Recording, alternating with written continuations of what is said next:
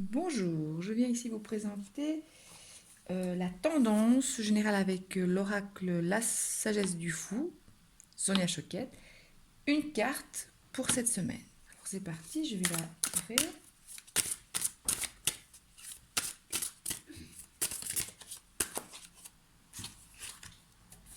Ok. Le fou illusionniste. Soyez prêts. Alors déjà la première chose, si vous me suivez et que vous avez reçu le message du jour du vendredi dernier, on a terminé la semaine avec le roi de coupe qui parle de valeurs. Dans sa coupe, il y a des valeurs, c'est quelque chose d'important. Et ce fou ici, il exprime d'abord en prime abord le doute, le flou. Et je vous rappelle que l'année du chariot 2023, l'année 2023 et l'année du chariot, c'est le 7. Et le 7, c'est pour cette année, c'est pas un mouvement, c'est pas oui, oui, go, go, go, go à tout va. Non, non. Il y a du flou, il y a du doute. Et nous sommes au mois de janvier où on est en préparation. Pour rappel, fou, nouveau départ, ermite, introspection. On se pose des questions pour être sûr d'avoir toutes les clés avant de démarrer.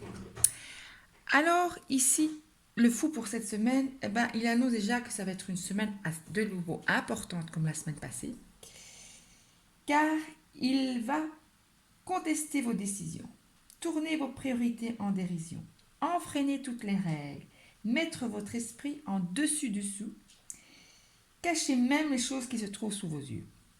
En fait, il va vous titiller, voire vraiment vous pousser dans vos retranchements. Pourquoi? Parce que vous êtes dans une transition.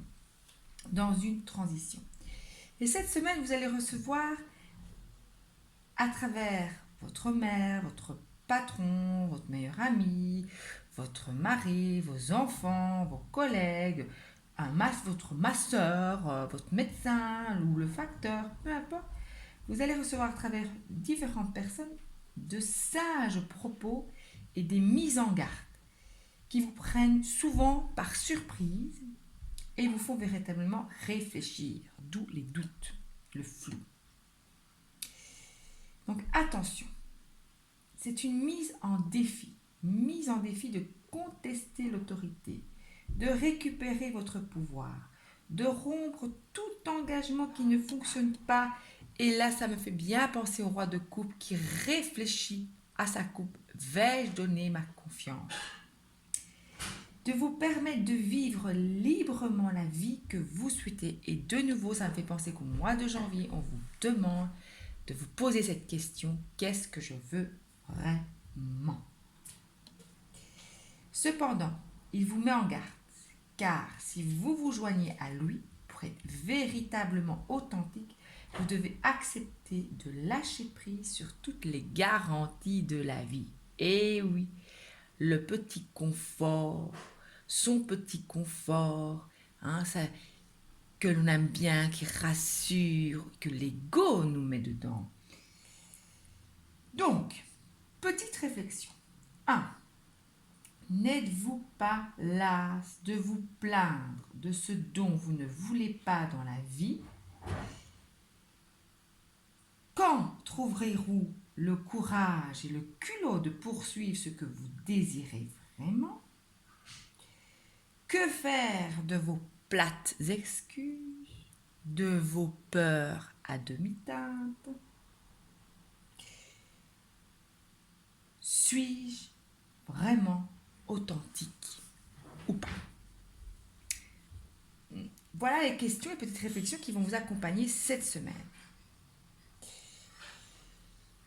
La transition ici est de vous sauver de la mortification de votre âme.